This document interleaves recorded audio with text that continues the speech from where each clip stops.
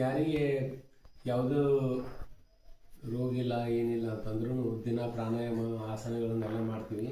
ಮಾಡಿದ ಮೇಲೆ ಈ ಥರ ಪ್ರತಿಯೊಂದು ಪಾರ್ಟ್ಸ್ಗೂ ನಾವು ಅಕ್ಯುಪ್ರೆಷರ್ ಮಾಡ್ಕೋಬೇಕು. ಈ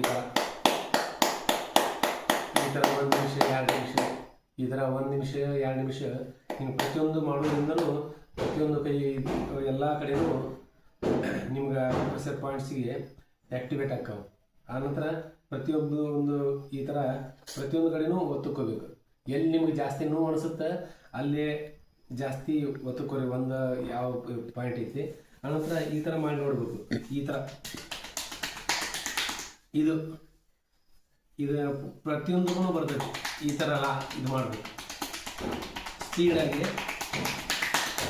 ಈ ಥರ ಮಾಡ್ಕೊಳ್ಳೋದ್ರಿಂದನೂ ನೀವು ನಿಮಗೆ ರಿಯಲೈಸ್ ಆಗುತ್ತೆ ಯಾವ ಥರ ನಿಮ್ಮ ಮನಸ್ಸು ಶಾಂತ ಆಗುತ್ತೆ. ಇದರಿಂದ ಒಳ್ಳೆ ಪ್ರತಿಯೊಂದು ಬಾಡಿ ಒಳಗಡೆ ಸೆಲ್ಸಿಗೆ ಪ್ರತಿಯೊಂದಕ್ಕೂ ಇದು ಅಕ್ಯುಪ್ರೆಷರ್ ತಲುಪುತ್ತೆ.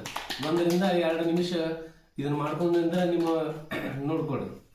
ಈ ಥರ ಪ್ರತಿದಿನವೂ ಯೋಗಾಸನ ಪ್ರಾಣಾಯಾಮ ಮಾಡಿದ ಮೇಲೆ ಈ ಥರ ಅಕ್ಯುಪ್ರೆಷರ್ ಮಾಡ್ಕೊಳ್ಳೋದ್ರಿಂದನೂ ನಿಮ್ಮ ಮನಸ್ಸು ಶಾಂತ ರೀತಿಯಿಂದ ಇರುತ್ತೆ.